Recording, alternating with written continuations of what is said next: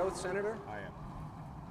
I, Barack Hussein Obama, do solemnly swear I, Barack Hussein Obama, do solemnly swear that I will execute the office of President to the United States faithfully, that I will execute the office of President of the United office of States, President of the United States faithfully, and will, to the best of my ability, preserve, protect, and defend the Constitution of the United States. preserve, protect, and defend the Constitution of the United States. So help you God. So help me God. Congratulations, Mr. President. All the best wishes, Mr.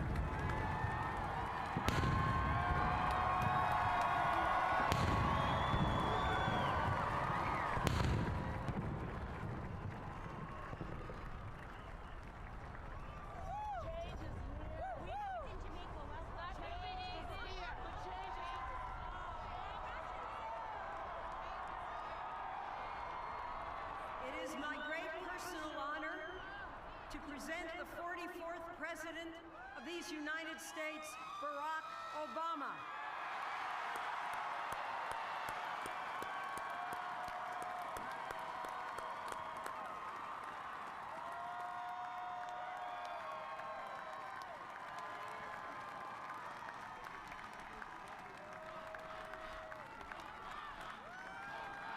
Thank you. Thank you.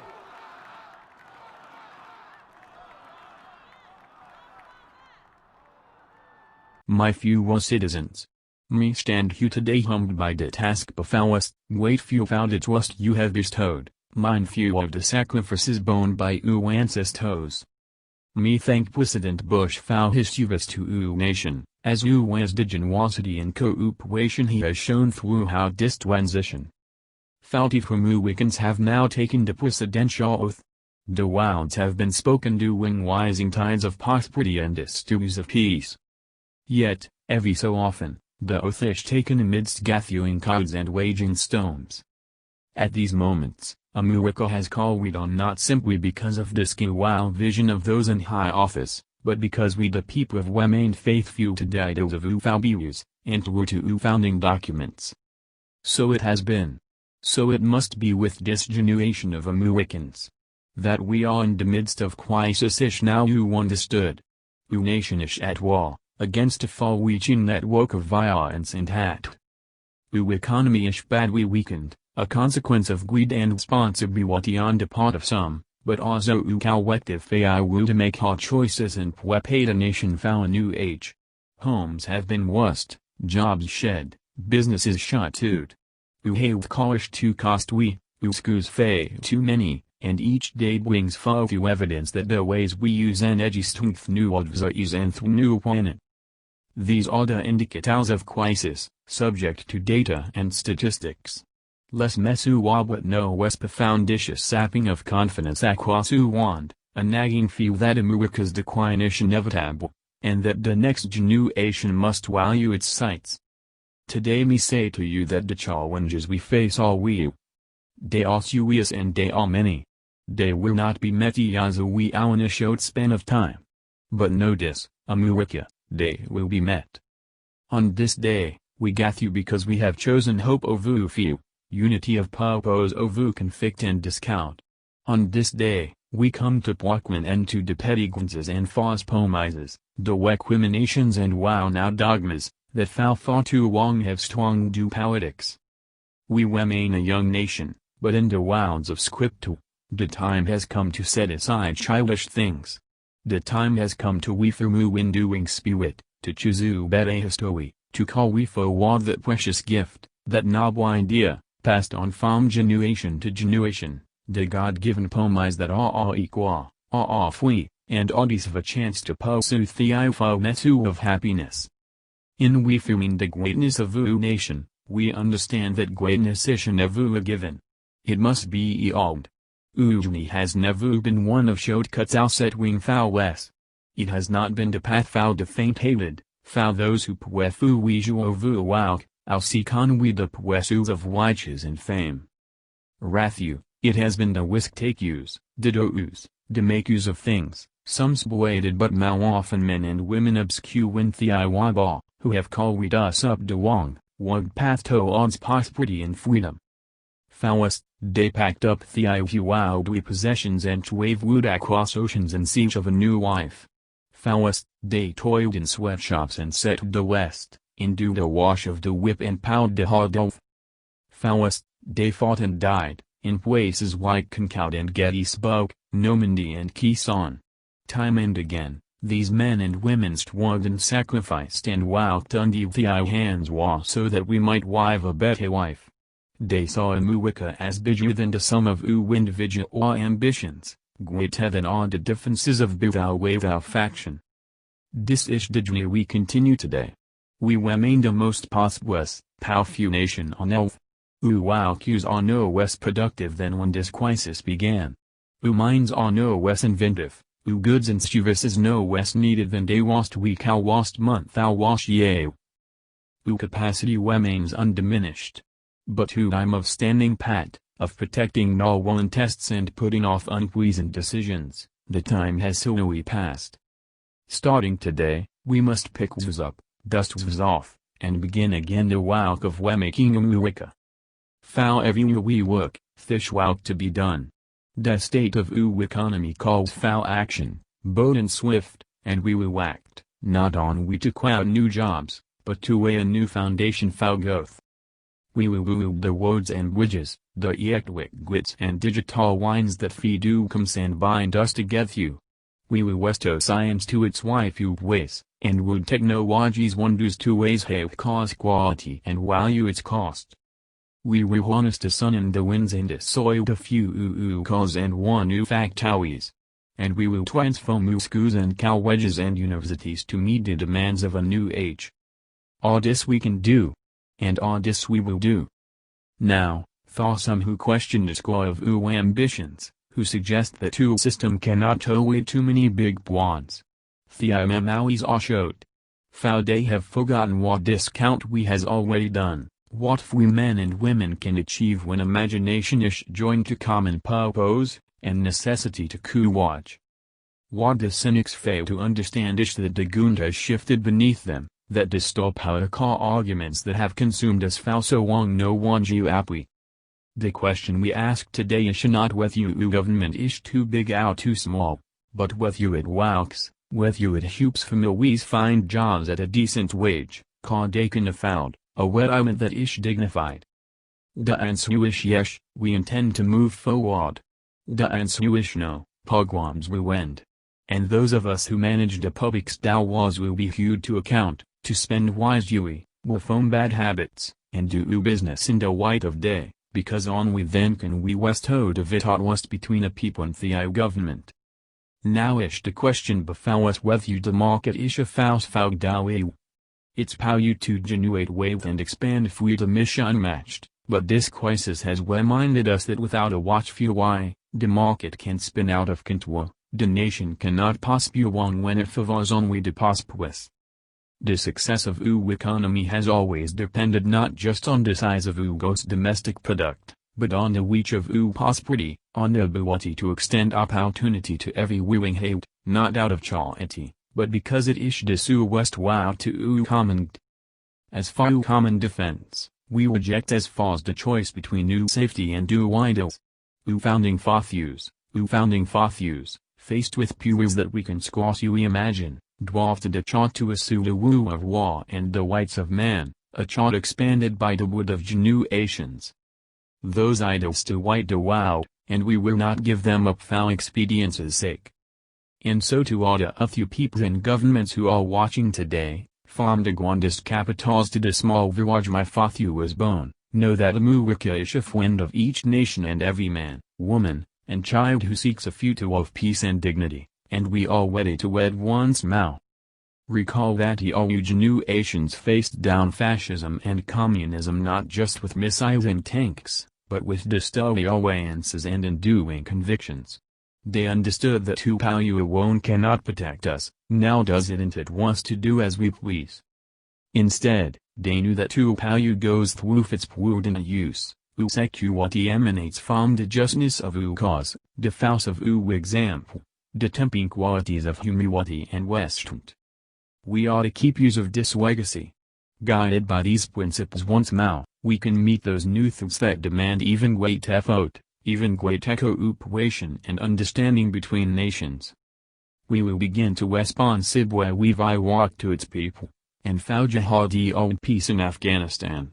Without friends and new foes, we will walk tirelessly to Western unequipped, and wow back the spectacle warming planet.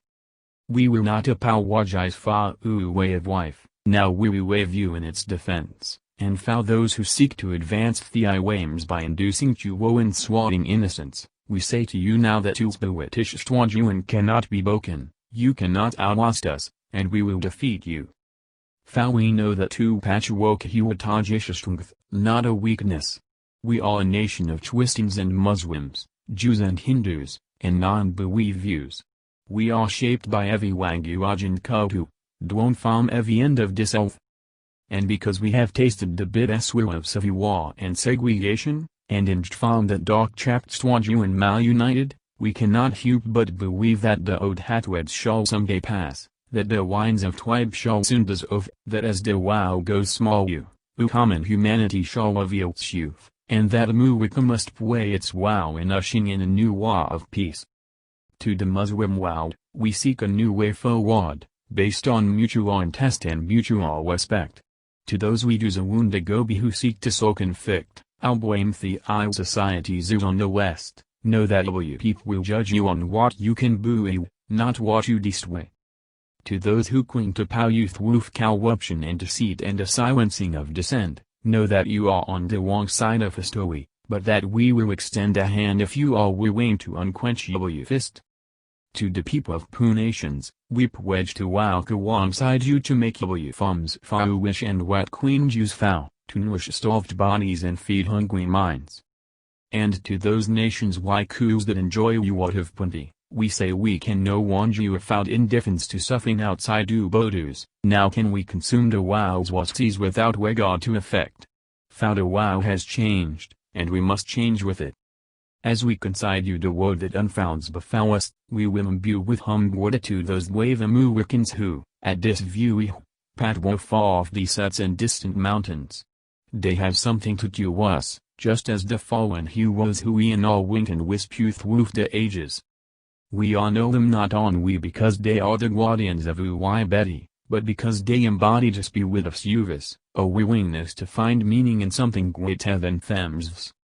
And yet, at this moment, a moment that will define a generation, it is precisely this spirit that must inhabit us all. For as much as government can do and must do, it is ultimately the faith and determination of the American people upon which this nation rests. It is the kindness to take in a stranger in the levee's wake, the selflessness of workers who rather cut the ice than see a friend worth the job which sees us through darkest. It is the firefighters' courage to storm a stairway filled with smoke, but also a parent's willingness to know to a child, that for now we decides fate. Challenges may be new. The instruments with which we meet them may be new. But those values upon which success depends, honesty and hard work, courage and faith way, tolerance and curiosity, loyalty and patriotism, these things are old. These things are true. They have been the quiet force of progress throughout history. What is demanded then is a return to these truths. What is required of us now is a new war of responsibility, a recognition, on the part of every American, that we have duties to our nation, and the world, duties that we do not grudgingly accept but what you sees gladly, firm in the knowledge that fish nothing so satisfying to the spirit, So defining of UwU-ified, then giving UwU a difficult task. Dis ish depice and depomise of citizenship. Dis ish the suit of confidence, the knowledge that God calls on us to shape an uncertain destiny. Dis ish the meaning of UwU-ified and UwU-ified, why men and women and children of every race and every faith can join in celebration across this magnificent mall, and why a man whose faith less than 60 years ago might not have been saved at a work all west all land can now stand before you to take a most sacred oath. So let us mark this day with remembrance of who we are and how far we have to wave wood. In the year of America's Beau, in the coldest of months, a small band of patriots huddled by dying campfires on the shores of an icy river. The capital was abandoned. The enemy was advancing. The snow was stained with blood. At a moment when the outcome of revolution was most in doubt, the faith of nation ordered these words be read to the people.